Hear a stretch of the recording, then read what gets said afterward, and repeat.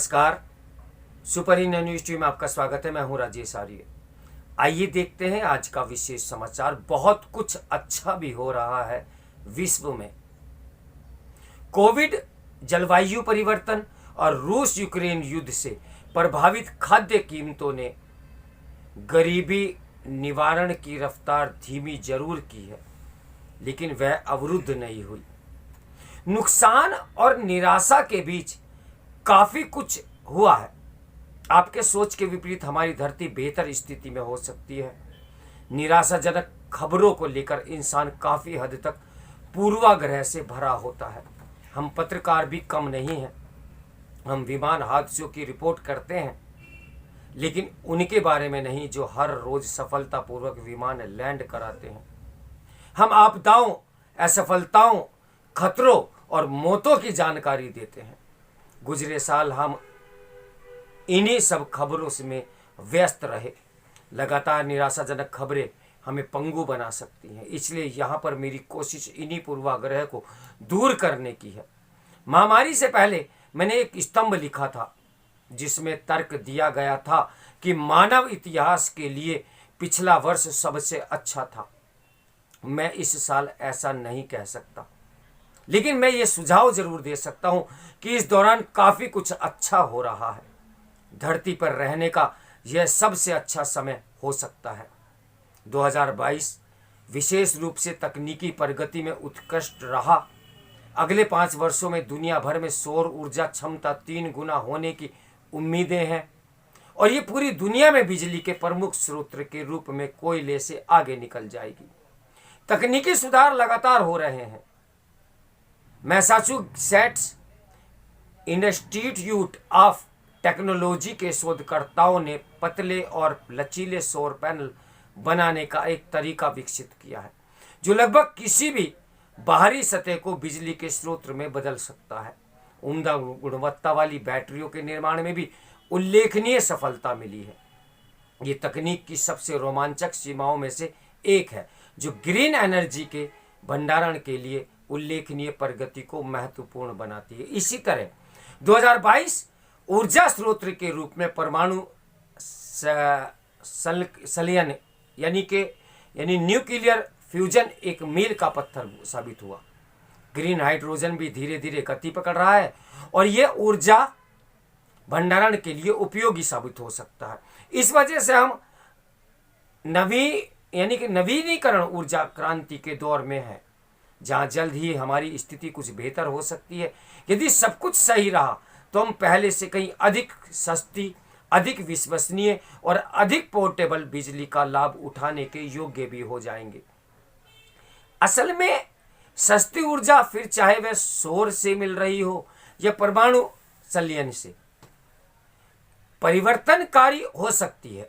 उदाहरण के लिए ये ताज़ा पानी प्रदान करने के लिए डिसेलिनेशन प्लांट चला सकती है, जिसे हम खत्म करते जा रहे हैं। जलवायु परिवर्तन पूरी दुनिया के लिए एक बड़ी चुनौती बनी हुई है। इसमें जो नया है वह यह है कि हम आपदाओं से बचाव में सक्षम हो सकते हैं। स्वास्थ्य क्षेत्र में तकनीक काफ़ी आगे निकल आई है। विज्ञानी मलेरिया के टीकों पर महत्वपूर्ण प्रगति हासिल कर रहे हैं।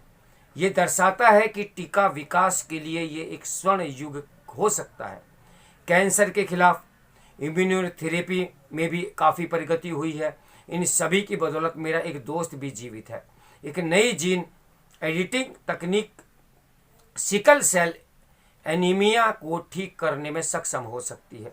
बिल गेट्स ने अपने वार्षिक पत्र में बताया है कि वही दृष्टिकोण अंततः HIV एड्स के इलाज में कारगर साबित हो सकता है। हम चैट GPT, जो कि आपसी संवाद के लिए एक अनुकूल भाषा मॉडल है, समेत आर्टिफिशियल इंटेलिजेंस में हुई प्रगति का उल्लेख नहीं कर रहे हैं। ये स्तंभ चैट जो PT ने नहीं लिखा है। मौजूदा समय में निश्चित रूप से तकनीक केवल अनुसंधान प्रयोगशालाओं तक ही सीमित नहीं रही है, बल्कि हमारे व्यक्तिगत जीवन को बेहतर बनाने की भी पूरी कोशिश हो रही है। नई स्टारलिंक इंटरनेट सेवा ग्रामीण और अमेरिका को मजबूत बना रही है।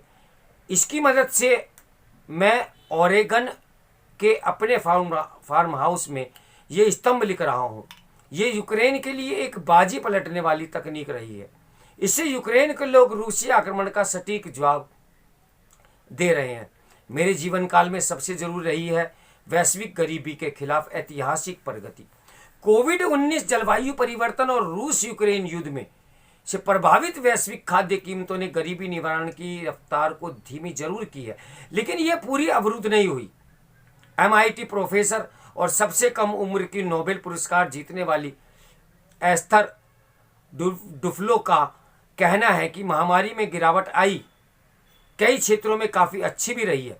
विश्व बैंक के शोधकर्ताओं का अनुमान है कि 2022 में अत्यधिक गरीबी में रहने वाले लोगों की संख्या में मामूली गिरावट आई। हालांकि ये आंकड़ा महामारी से पूर्व की तुलना में अधिक है।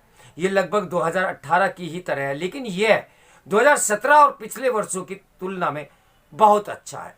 शुरुआती अनुमानों के मुताबिक महामारी के दौरान वैश्विक बाल मृत्यु दर में भी गिरावट जारी रही। वर्ष 2000 के मुकाबले आज 5 वर्ष की आयु तक के एक बच्चे के मरने की आशंका लगभग आधी हो गई है। वैश्विक मानवीय संकट पर हमें काफ़ी कुछ सोचने की ज़रूरत है। दुनिया भर के बच्चे कुपोषण से पीड़ित हैं।